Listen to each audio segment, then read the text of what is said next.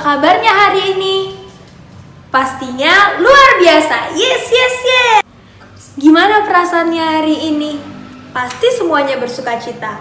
Nah, untuk itu kakak mau ajak kita untuk sama-sama menyanyikan lagu Kasih Sukacita.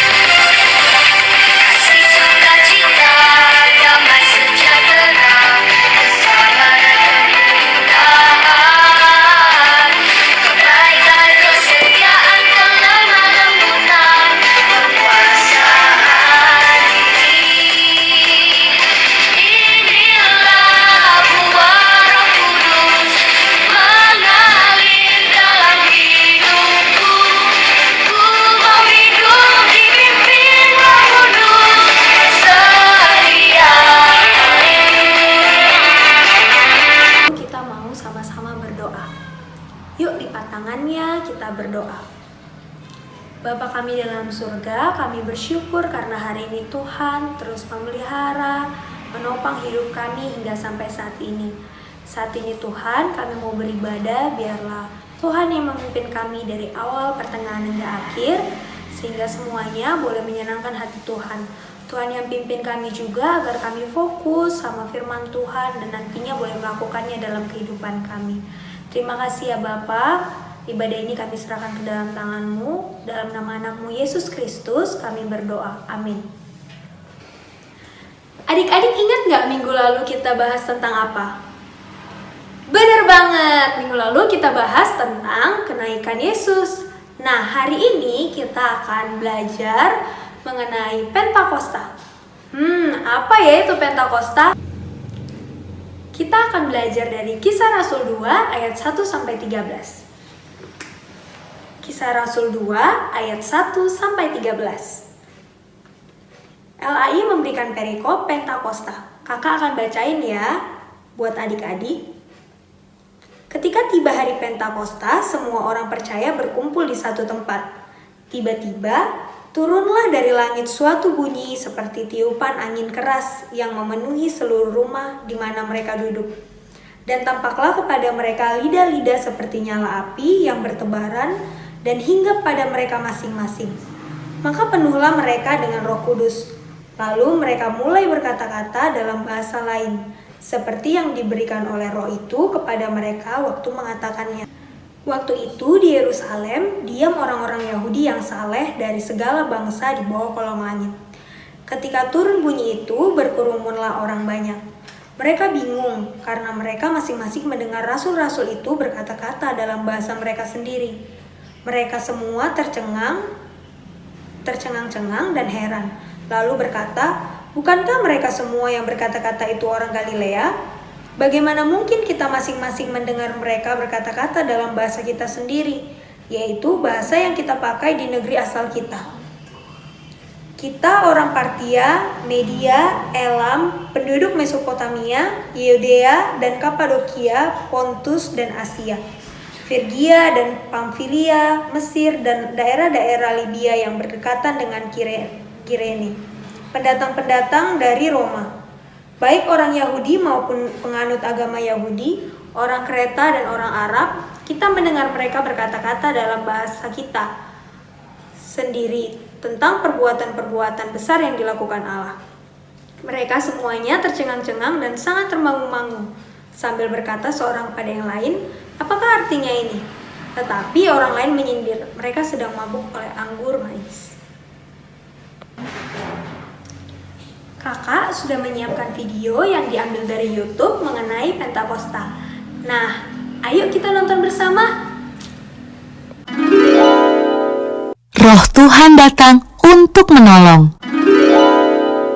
Kisah Para Rasul 2 ayat 1 sampai 42.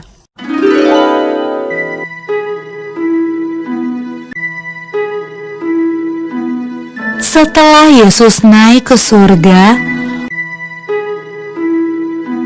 murid-murid dan orang-orang yang percaya kepada Yesus berdoa di sebuah ruangan besar.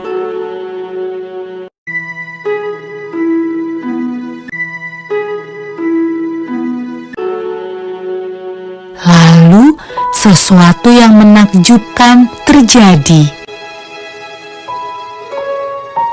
Awalnya terdengar seperti tiupan angin yang kencang.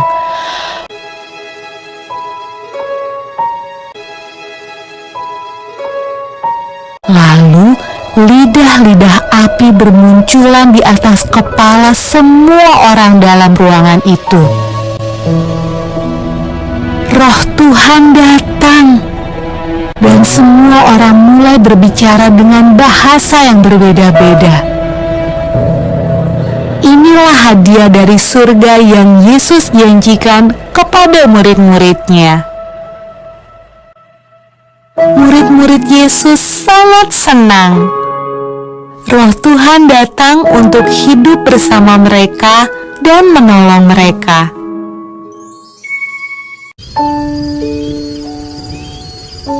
Pada malam ketika Roh Tuhan turun ke atas murid-murid Yesus, ada banyak orang asing di Yerusalem.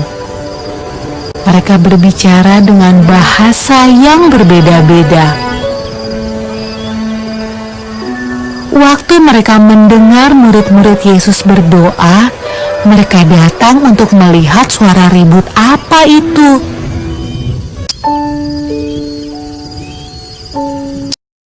Mereka menemukan murid-murid Yesus sedang menceritakan perbuatan Yesus yang ajaib.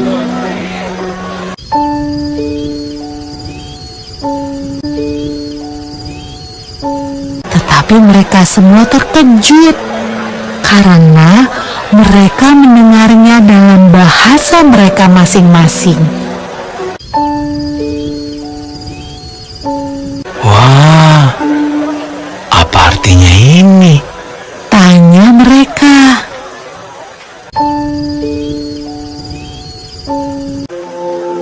Roh Kudus selalu membantu semua orang yang mengikut Tuhan Yesus sampai sekarang.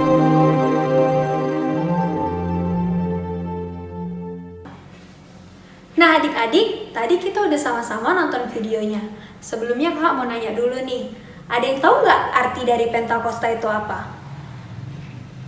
Benar sekali. Nah, arti dari Pentakosta adalah hari ke-50. Pentakosta dalam hal ini yaitu hari ke-50 setelah kebangkitan Tuhan Yesus. Nah, pada hari tersebut Roh Kudus dicurahkan kepada murid-murid dan juga pada orang percaya. Ada 4 makna dari Pentakosta. Yang pertama yaitu bagaimana Yesus menepati janjinya kepada murid-muridnya. Adik-adik ingat nggak? Waktu sebelum Yesus naik ke surga, Yesus menjanjikan untuk mengirimkan seorang penolong. Nah, pencurahan Roh Kudus adalah bukti dari janji Tuhan kepada murid-muridnya. Itu memberikan Roh Kudus kepada mereka. Yang kedua, Roh Kudus dicurahkan kepada kita, kepada murid-murid pada saat itu, yaitu sebagai bukti bagaimana Tuhan terus memelihara hidup kita. Tuhan gak biarkan murid-murid hidup sendirian. Tuhan gak biarkan mereka dalam ketakutan, tapi Tuhan mengirimkan Roh Kudus sebagai bukti Dia memelihara murid-murid. Yang ketiga, Pentakosta juga mengingatkan bahwa pada masa ini adalah masa anugerah, di mana Roh Kudus terus bekerja dalam hati setiap kita untuk menyadarkan kita akan dosa kita, untuk membuat kita percaya kepada Tuhan, dan juga untuk memampukan kita bisa bersaksi buat orang lain, sehingga orang lain mengenal Tuhan melalui hidup kita. Yang keempat, kita bisa pelajari bersama bahwa setelah murid-murid menerima Roh Kudus, mereka menyaksikan Tuhan. Mereka bersaksi tentang Tuhan kepada orang-orang lain, sehingga orang-orang lain pun bisa mengenal Tuhan melalui murid-murid. Keempat hal tersebut kita belajar. Yang pertama, bahwa Tuhan kita adalah Tuhan yang selalu menepati janjinya. Ketika pun kita merasa bahwa orang-orang lain terus mengecewakan kita karena gak tepat janji, kita gak perlu takut dan gak perlu ragu sama Tuhan kita. Karena Tuhan kita adalah Tuhan yang selalu menepati janji. Yang kedua, kita belajar bahwa Tuhan selalu menyertai hidup kita. Dia selalu memelihara hidup kita.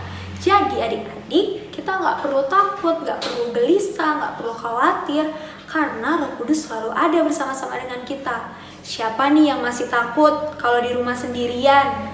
Gak perlu takut ya adik-adik. Sekali lagi kita belajar bahwa Tuhan selalu bersama. Kita belajar bahwa saat ini Roh Kudus sedang bekerja dalam hidup kita untuk mengingatkan kita akan kesalahan-kesalahan kita adik-adik.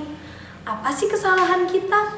Nah, misalnya nih adik-adik, orang tua kita, papa, mama ingetin kita untuk tidak main game terlalu lama.